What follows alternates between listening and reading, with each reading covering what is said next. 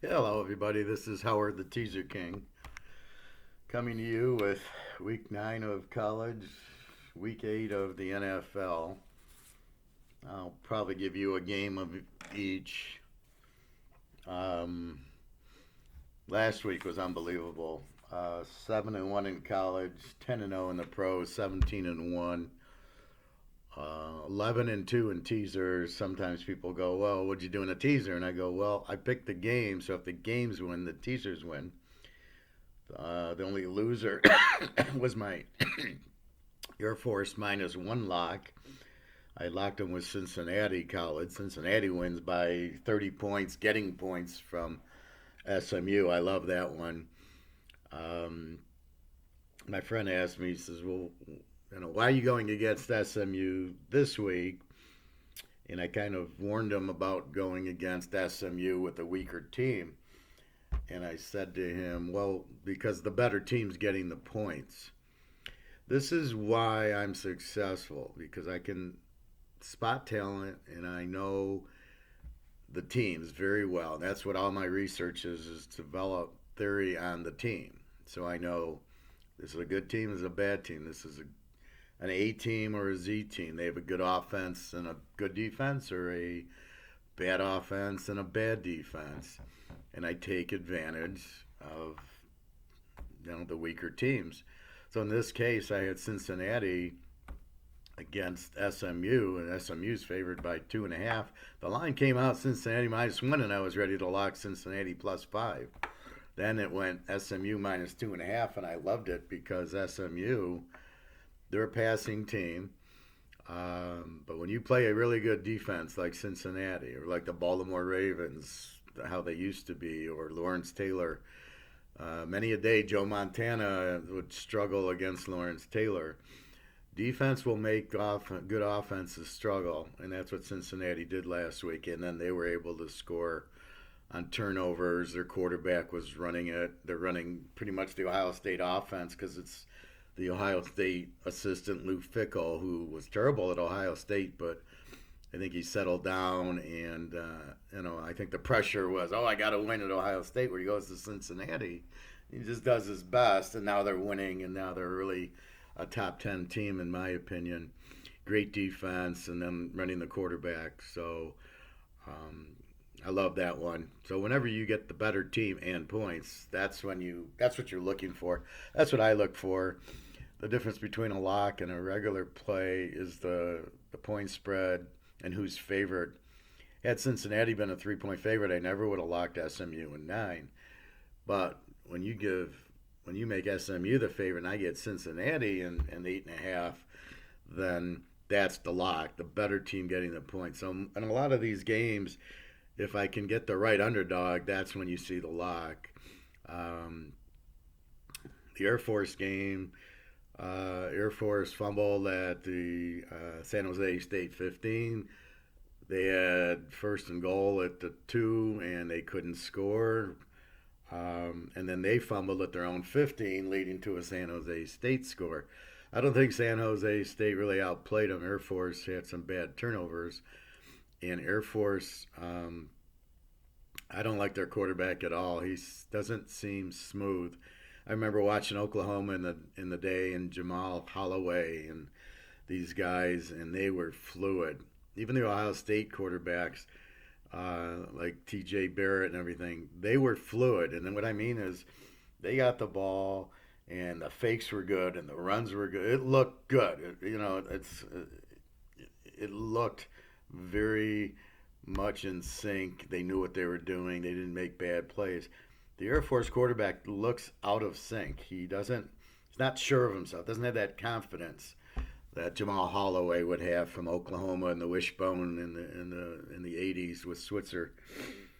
He was very confident. He was very methodical, and he made the right pitches. And they didn't have a whole lot of turnovers.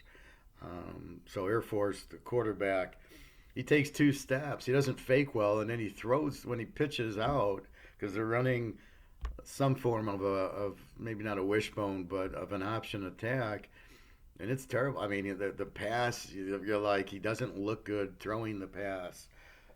as far as him actually passing, he's not very good. Their other quarterback, I don't know what happened to him. He's not playing this year, and I thought he was. So I don't know if he's out for personal or he's ill or what. It doesn't list it on the injury list, but he should be. If the other quarterback was there, they'd be a really strong team. So now I have to question Air Force at all. Um, as far as how good they are with this quarterback. So as long as this quarterback's in, I'm not touching Air Force at all. So just what happens in the pros. My lock one, Kansas City. I honestly would like to talk to these people that are that stupid that because of snow they would take Denver 9.5. I don't get it. The play was Denver minus 9.5 down to, or Kansas City minus 9.5 down to 3.5 the whole way, and then it dropped to 7, and I could get KC minus 1, so I bet them again. And then when I heard the Oakland linemen were all out with COVID, then I played a very strong Kansas City Tampa Bay teaser. So when people ask me, are my picks in, I'm not the normal handicapper that has no clue what they're doing and sells you the one pick for $35. There's no interaction. You can email me, and um, I'm doing this like we're all in Vegas at Caesars, right? And I see, I hear about these injuries for the Raiders. I'm going to jump and bet Tampa Bay when I hear it. So you're getting a very up to date gambler handicapper who's smart, and you've got to realize that. So when people ask me when are the picks ready, the picks are always ready. I posted 3 locks this week. I have 3 locks, and I posted them Wednesday. And if I see another lock, if I see another Tampa Bay, or if Oakland's 5 linemen aren't playing against Cleveland, I'm taking Cleveland. Um, so a lot depends on news that comes up, especially with this COVID. Um, if somebody can't play because of COVID, then then I'm going to make that bet at that time. So that's why I say, check back Saturday morning if I added some college, check back Sunday morning if I added some pros. But the picks are out there now. But as I'm studying and learning about maybe a key player's injured and he's questionable, is he going to play? And then I see he's going to play, then I'll add the pick because I'm waiting. I won't make the pick if if Aaron Rodgers is listed questionable. I'm not going to pick Green Bay. But if they say, oh, he's fine, and I like Green Bay, I'm going to play Green Bay. But I'm waiting on that news or this hurricane that's coming in Mississippi and Louisiana. Um, Obviously, you got to be careful with that. Those games in a hurricane, if they play them, will be under. So you got to be careful with that. If there's a COVID outbreak, I will have to delete the game because they're not playing. I had to do that with Cincinnati Tulsa 2 weeks ago. Cincinnati was going to be my lock. I couldn't play them because they postponed the game, so I had to delete the play and added a new one. So anyway, keep that all in mind. Um, be careful with these teams the first week. Um, the lesser teams. Ohio State, we know what they are. Michigan looked very good. Michigan State looked very bad. But that was week one. So you usually need 3 or 4 weeks in to really get a feel if a team's an over and under. They had a good week. Although the difference this year, like the Big Ten, um, instead of playing weak teams, the non-conference and putting up 60 points. Like Maryland did that a couple years ago. They beat somebody 70-0, and it skewed all their stats. And you think they're an over team, and then by 5 or 6 weeks into it, Maryland's scoring 20 points a game. So you've got to be very careful. But I think in this time, since they're playing conference games, you get a pretty good look at who the real team is.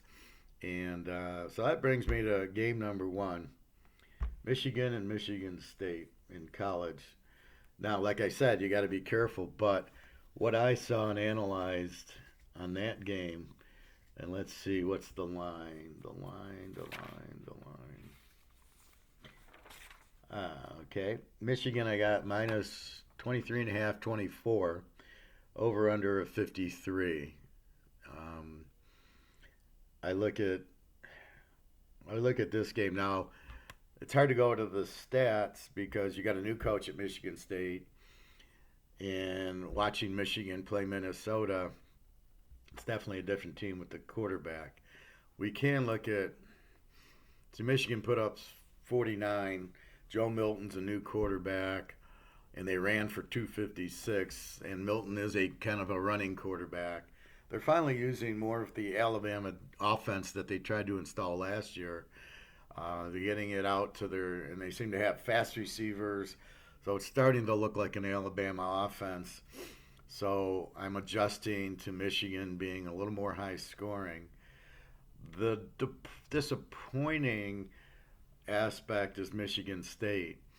They scored 27 but gave up 38 points to Rutgers. Now, Rutgers, we know, has a new coach in Shiano, but give me a break. They had like 7 turnovers. Rocky Lombardi throws for 295. They ran for 50. So they can't run the ball. 345. Now, this is a rivalry game, but the game's in Michigan. And the way it looks on the outset, if we look at both teams in the trends, okay, if we go back 2019, well, it's basically 2019. Michigan 6-2 is a home favorite. No, Michigan 9-4 is a home favorite.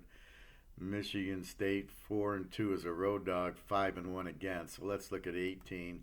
Although here we get skewed because this is still D'Antonio. So Michigan should be fairly similar. 9-4 as a home favorite, 6-7 against. This is 2018 and 19 because they weren't a home favorite last Saturday. Michigan State again 4-2 is a road dog, 5-1 bet against. Stats wise, I gave you the Michigan 473 yards again, but it was against a good Minnesota team. Um, and they started coming on in the second half. They could have scored another couple touchdowns. Um, what I don't like about Michigan State is they can't run the ball, but also they can't.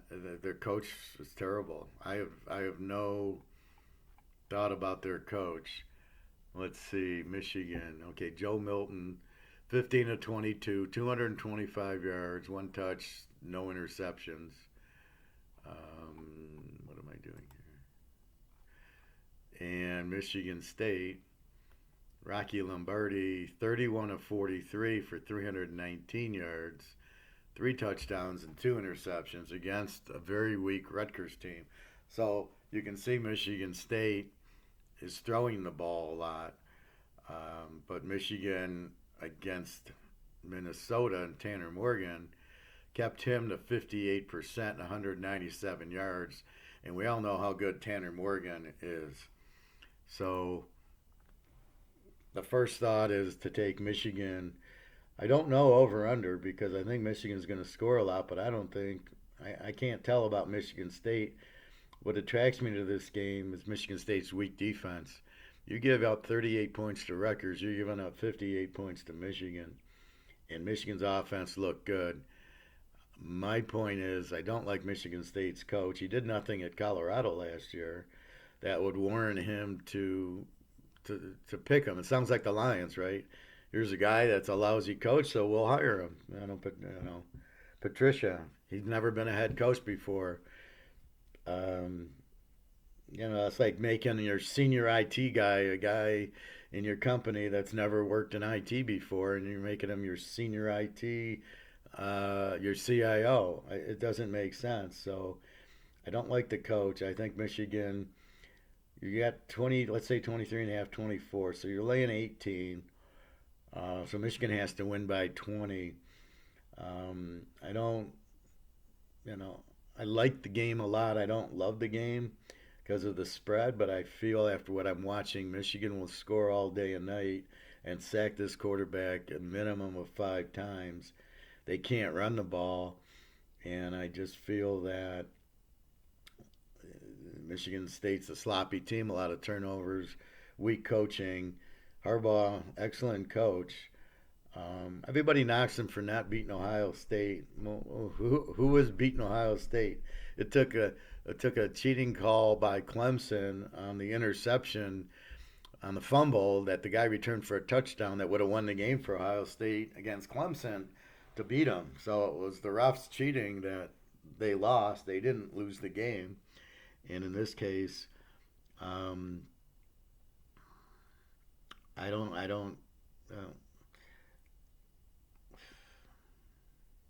I don't know where Ohio State came into the conversation from, but oh, that Michigan hadn't beat Ohio State. Sorry about that.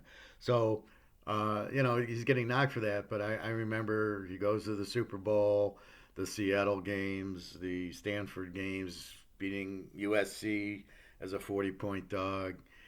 Um, Part of his problem is he had Andrew Luck. So people think he's a quarterback guru, but that was not. Andrew Luck's dad was a quarterback and taught him. So he's had trouble with getting a good quarterback in. I don't say Milton's the answer, but he looked pretty good and he can run. And I think they've got more. From what I saw against Minnesota, they have more of the Alabama offense, which means scoring in the 40s. And they still have their defense. If you're just going to pass the ball and not run it, and Michigan State ran for 50 yards on Rutgers, okay? They couldn't block. Um, so, yeah, they got 300 yards passing against Rutgers, but they're not going to do that against Michigan. So I look for a pretty lopsided score here. Michigan will get into the 40s fairly comfortably, and I give Michigan State at the most 20 points, which I'm really struggling because Michigan will really play well. Um, I was going to say at home, but it doesn't matter without the crowd. And but Michigan played well against Minnesota. So another thing you got to think about is some teams have crowds, some teams don't. Seems like Alabama's and Texas and Georgia has crowds, and then you get to the Big Ten, Michigan, Ohio State, Penn State doesn't have crowds. So it's really weird. I don't get it. Either you can have a crowd or you can't. And I think my biggest problem is the mortality rate of this virus is 99.5%, meaning if you get it, then you're not going to die from it. Plus, I don't understand these tests. You know, who got it? Well, Trump gets it, but I mean, the Alabama coach gets it, Saban, and Nick Saban gets it. But then they say, well, wait a minute, the next two tests, the next 2 days are negative. Go ahead and coach. Well, wait a minute. So what happened to the first test? He's positive, but the next day he's negative. So I don't think the tests are even reliable. So they're testing all these players, and I don't, it doesn't make any sense. Nobody's getting sick from this. They're all playing, and like I say, you can go into the grocery store with 1,000 other people, and nobody's getting sick from it. So I don't know. You know my thoughts on this, but anyway, they should have crowds, and it would make a big difference, especially in college. So keep that in mind playing the road team. So take Michigan laying 17 and a half, 18 points in this game. Um, it won't be easy with the point spread, but based on the way Michigan State looked at home against Rutgers and judging their new coach, Michigan should really clean their clocks. A note on Wisconsin: their first two quarterbacks are out. I don't know what the line is. It's kind of off the board. If they put a line on, the probable bet should be under, because they're going to just run the ball. If they don't, they got to, at best, the third string quarterback's playing. So it's just run, run, run, it'll be like an Army game. They'll take time off the clock. I see an over under of 55, but I have no idea. But keep in mind, Wisconsin's quarterback is first two are out. The Temple quarterback has an injured shoulder. I like the over in Temple Tulane. It was only 59, but it's going down because the Temple quarterback If he can't go, then you can't bet it over. So keep an eye on that injury. Um,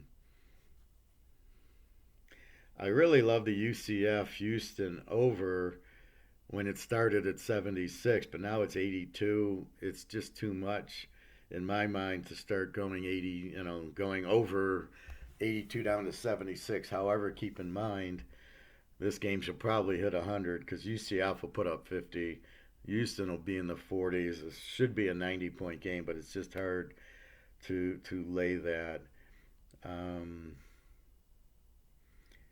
Mississippi State, Alabama, be careful if the hurricane affects Alabama. I'm not sure. It's more Mississippi and Louisiana, but keep an eye on that. Mississippi State's just a terrible team. Um, so try to keep your eye. Like Boise plays Air Force, and Boise's laying 14. My initial response is to take Boise because Air Force stinks. But after watching the highlights, they're not that bad, but I don't like the quarterback. So you got to be careful if the quarterback starts playing better, or they, a lot of times in college, they'll replace the quarterback. They'll realize he's no good because they can see it too. And they bring in the backup, and he's a superstar. So you got to be careful there. So again, that's where I need more time to research and analyze Boise and Air Force and San Jose State. I don't think they're as good as they looked against Air Force. I think Air Force's quarterback was terrible, looks terrible, and um, made San Jose look better than they are. I don't think San Jose State didn't show me a whole lot. Their offense wasn't moving. The defense was okay, but all Air Force was doing was running, and very bad play calling by Air Force. So keep that in mind. Okay, so game one is Michigan minus roughly 18, let's say. And in the pros, I got two locks going in college. I got two locks going in pros, and I locked a uh, a college with the pro. So it's basically four teams and three locks. All right, I'm gonna give you a good game. There's not a lot of good games in the pros. There's a few I'm fishing for. I took tonight's game.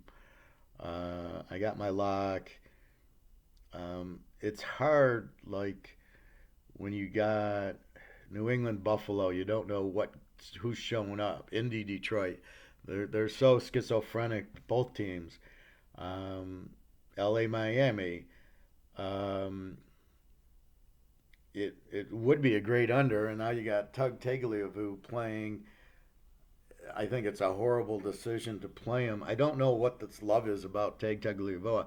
If you'd have watched him in college, anytime they played a strong team, he did nothing or he'd get injured. Against the Arkansas States and the New Mexico States is when he got all his numbers. Just like the Michigan quarterback last year, which I can't remember his name right now. Um, he looked great against the weak teams, and then he'd play the SEC teams, and he didn't show up.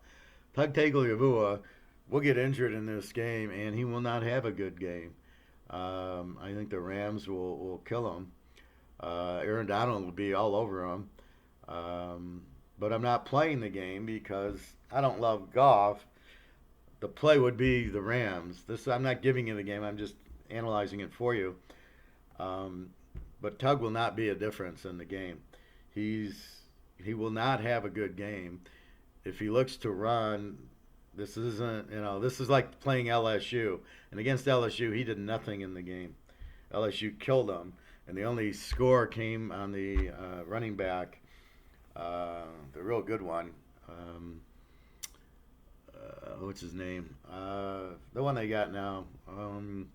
He scored the touchdown. They had some punt return in the second half when LSU was up 35 points. Then he threw for a few touchdowns, but overall he was no show in the LSU game. No show in the Clemson game the year before. Clemson beat him by 50. So I don't really understand it. Against the better teams, nobody's looking. The injury to the hip is not healed. It can't be. Don't tell me he's 100% when Bo Jackson couldn't play after it. It's not like all of a sudden there's some miracle drug that cures this. So, he's going to do what all these young quarterbacks seem to do is go back to pass and try to run.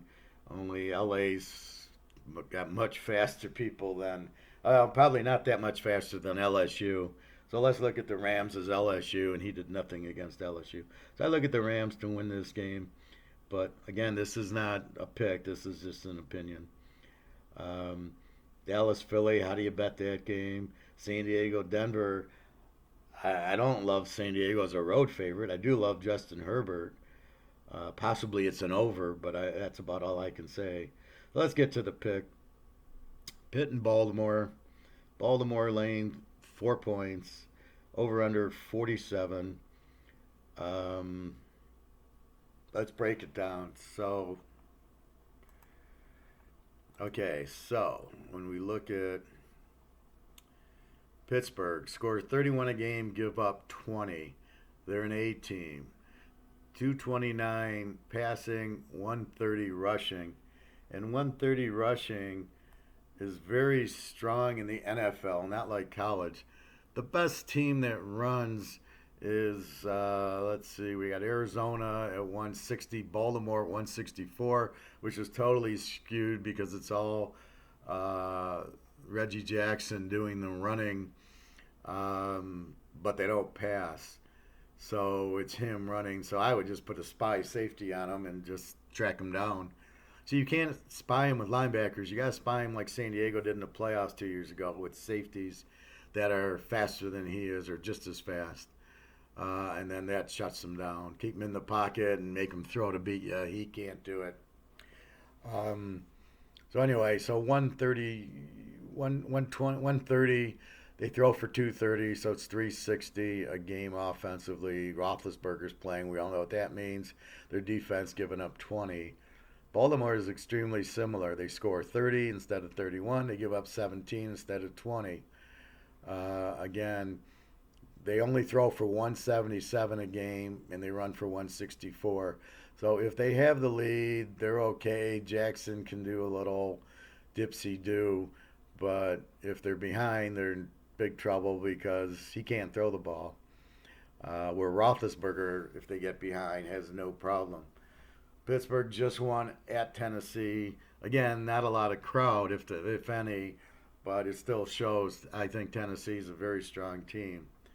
So you have that. Um, Quarterbacks. All right, so we got Roethlisberger somewhere. All right, he throws for 241 a game, 13 touchdowns, 4 interceptions.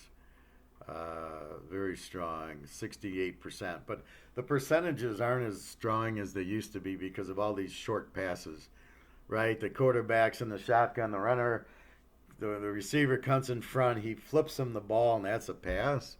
No, that's not a pass. That's a handoff. These little short screens, the little wide receiver screens that are thrown behind the line, it's skewing all the percentages. So a lot of the percentages aren't really accurate when you're throwing balls to the backs behind the line of scrimmage and these little shuttle passes. So hard to really look at it, but I do look at 240 a game, 13 touchdowns, and 4 interceptions, which is the most important stat. Let's look at Action Jackson, Lamar Jackson. Even with those short passes, he's 63%, 1,100 yards, 189 a game. 10 touchdowns and 2 interceptions, but he's very misleading. Mostly when they're ahead and mostly when he's faking the run and passing. But as you've seen in the playoffs the last 2 years, when the team is playing him for pass and they're behind, he ain't nothing. He's not going to throw 10 touchdowns and 2 interceptions. He's going to throw more interceptions because, when you got to worry about his running, then there's open receivers because the defense can't be in both spots. However, when you're there and you're looking, it's third and long, and you're playing him in for pass, there's nobody open. He's probably 25, 30%. So, and he's not throwing any touchdowns under that. You can look at the Tennessee game in the playoffs. You can look at the Kansas City game when Kansas City killed them. You put a little pressure on him. You don't let him run, and then he's got to pass. And I don't even like his passing style anymore. He's like chucking the ball or shot putting it. It's a very weird throwing motion. So, again, if Baltimore wants to go to the Super Bowl, they need to start Trip McSorley from Penn State. He's a good quarterback. He's a winner. That guy will get you to the playoffs. I'm sorry, Lamar Jackson. What did he do against Clemson? Nothing. And that's what you got to base it on. Is the NFL is Clemson. It's Ohio State. If you can't beat them, you're not going to do anything in the NFL. So this guy, he looks good, but there's nothing there. All right, let's look at the stats. Baltimore 5-4 is a home favorite, 19-4 overall. So all the losses happen as home favorite. 6-3 against. And this is 2019 and so far this year. Pittsburgh road dog, 3-2, 4-1 against. But in 19 you didn't have Roethlisberger. So let's look at 2020 because you do have Roethlisberger. 2020 they're 6-0. 1-0 is a road dog, 5-1 against. Baltimore's 5-1 this year, 3-3 against. So Pittsburgh, you've got to ignore 19 because Roethlisberger didn't play. So even if we go to 18, Pitt's 6-2 as a road dog. Baltimore's still 12-6, and you got to count that because Jackson played. Now we go heads up. In the heads up series, Baltimore Pitt, and this is the third subject that I do, is head to head within the division. The Baltimore Pitts, the KC Denvers, the Atlanta Carolinas, Minnesota Green Bay, Detroit Green Bay. When you look at this, the play is the underdog. The underdog's 14-2 the last 16 games in this trend. If you look at the current history, the last 3 or 4 years, the dog's good almost every. I think 9-1. The dog. If you just look at the stats, either in Baltimore or Pitt. Pitt has no problem winning in Baltimore. Pitt's really probably the owner of this series. There's something about it that Pitt, their defensive style is a good matchup. Roethlisberger is a good matchup. This game will be close. Pittsburgh can easily win the game. At the end of the day, who do you want, Roethlisberger or Jackson? Bringing you bringing you back. So if I'm down, if Baltimore is up 10, I know Roethlisberger is going to score. If Pitt's up 10, I'm not banking on Jackson doing anything when they need to throw and they're playing him for pass. This will be a close game, 20-17, 24-21, 27-24, somewhere in that neighborhood. Either team can win. And this goes back to my Cincinnati SMU lock. Well, it's kind of not. What I was going to say, the better team's the dog. In this case, the teams are dead even. They're both A teams. They both score 30 and give up, 19, 20 points. So what you have is an even game, a series that is played twice a year, sometimes 3 of a playoff game, and the underdog's 14-2. So the play clearly is the underdog. Over under 47, I would probably go over 41 because it's such a low number, right? 21-20, and as I just said, the game will be close, probably in the low to mid 20s. But I like the dog, especially Pitt getting 10, far greater than I like the over under because you've got teams with pretty good defenses. So therefore, it's you can go over when the defenses are weak, right? An Atlanta, an Oakland, Cleveland, Minnesota, these teams with no defense and fairly good quarterbacks, I can see going over. But in this game, I have one good quarterback, Roethlisberger. Jackson's a good running, but he's not in the NFL. And then you got 2 good defenses. So I'm going to leave the over-under alone. I'm going to take Pitt in the 10. One other tidbit. So Detroit Indy. When I looked at that game, I'm trying to figure out who Detroit is because Detroit was an over team, and now they're running the ball. and playing under games. They played Atlanta 24-23, horribly coached. They got lucky at the end that, um, good God, my mind is gone today. Uh, who's my manager? Todd Gurley. God, I'm so sorry. Todd Gurley, if Todd Gurley falls at the one like he should have, and they kick the field goal with 2 seconds left, Atlanta's the winner. And they're the winner because Detroit, with a good passing attack, didn't take advantage of Atlanta's secondary like everybody else does and put up 40 points on them. So they got very lucky that he did that. If he doesn't do it, that's a loser. Their strategy was terrible. When you got a team like Atlanta, and this is why Belichick in theory is good when he's got a good quarterback is he works on the other team's weakness. So it's his strength against your weakness. It's the art of war. And so what that means is, and that's what Vince Lombardi used. So when you do that, what it means is you look at the team's defense and you go, where's the weakness? Where should I take advantage of? And it's fourth and goal at the one. Where's the weak point? That's who I'm going to run at. Is the weak point, not smack into the middle of the line and gain nothing and lose. I hate when teams do that. Fourth and one, they're running right up the middle into the wall. And what do they expect's going to happen? You got to find the weakness, and that's the point. So Detroit does not do that. The weakness is Atlanta secondary. They didn't take advantage of it until the end when they needed it. Then they did it. So it was terribly coached game plan. Patricia should not be there. He's the worst coach. Um, and so right now Detroit, which is normally an over team, playing Indy, who's a B team. So they got a good offense and a good defense. Not great in either area, but they're probably a better defensive team. So it's very hard to know which Detroit team's going to play. Is it going to be them throwing the ball and scoring a lot and giving up a lot against Philip Rivers, or is it going to be we're going to run into your strength and not score a lot? So you got to avoid Detroit at all costs because they have no idea what they're doing and they have no idea, week to week, and you have no idea how to bet it because you can't.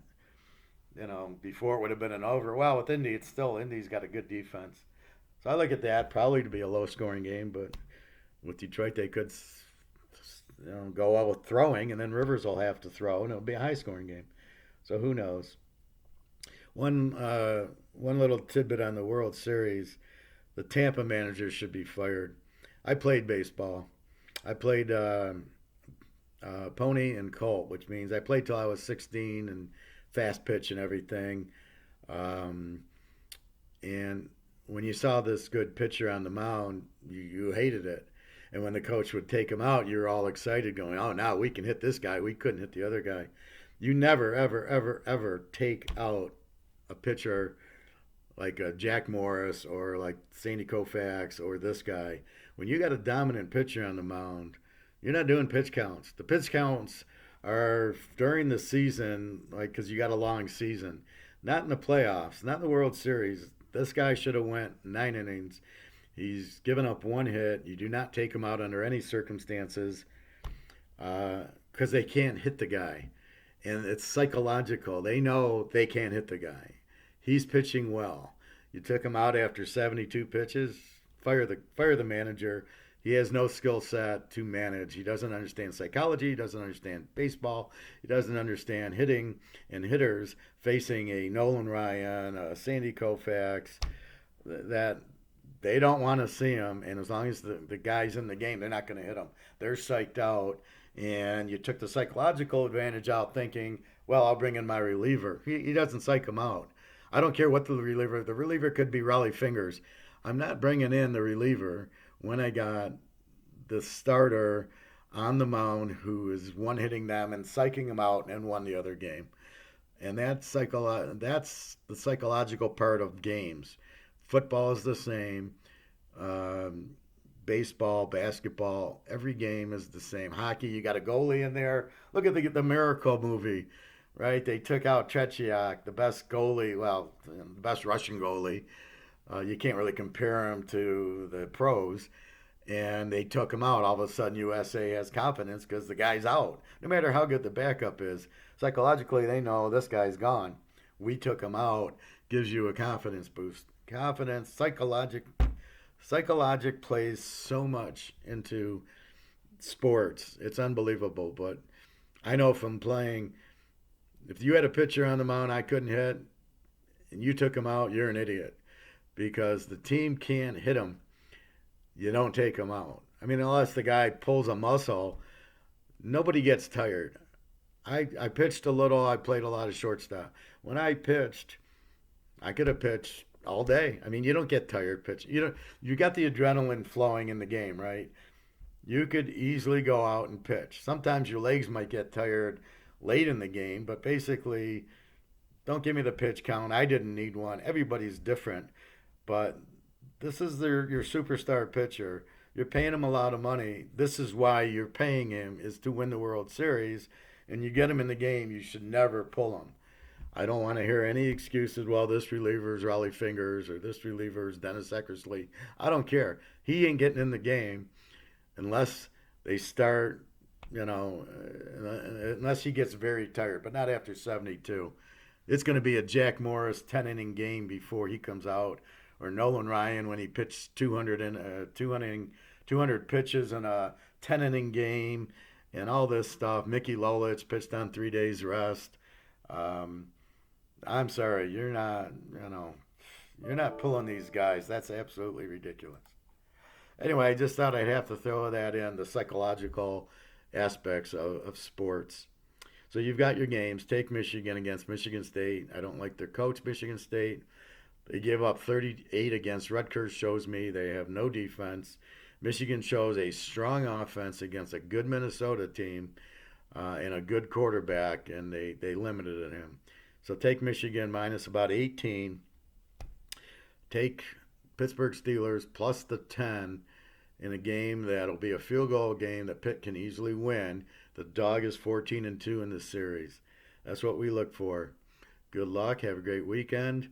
I've got 3 locks going. They're only $55 for the lock. Let me explain my service. So I get questions, I want college locks, pro lock. No.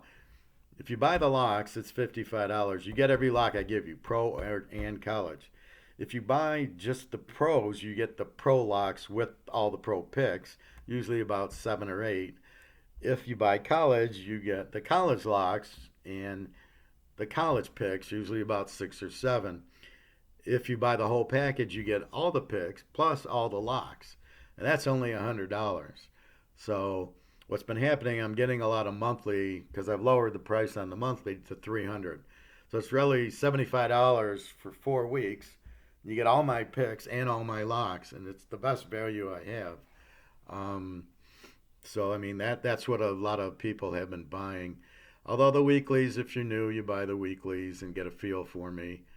And then I got lock players who are wanting the locks, but you got to realize, even though the locks are the most confident, there's still a lot. Like I did the lock Kansas City Tampa last week, but I played it strong, and it was a very strong play. So don't get fooled into the other plays aren't strong. I put the units out there to measure the strength of the game. So I'll say 15 units means it's a strong bet. Bet more units on it. And if it's a 11 unit, then I'm saying, well, it's stronger, but you got to vary your bet. That's how you play teasers, and then you put.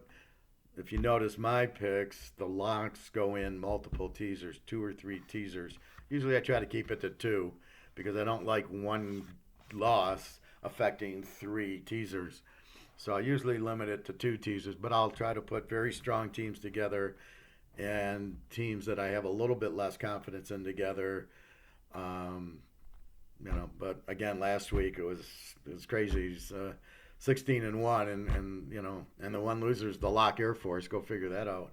But everything else came in. So I've been really hot. My pro record this year has been 54-7 in games picked. Teasers have got to be somewhere in the probably 40-10 or something like that. picking teasers. I think I'm up 25,000. It's on my history page on my website. So again, www.teaserking.com. So good luck, everybody. Feel free to email me with questions and comments. And this is a great week to buy. I'm red hot. I've got most of it figured out. I know, like the Baltimore Pitt game, very logical pick, and it should win. And the series shows the dog 14-2. So this is exactly what you're looking for. Okay, everybody, have a great weekend. Good luck. Stay healthy. www.teaserking.com. Thank you very much.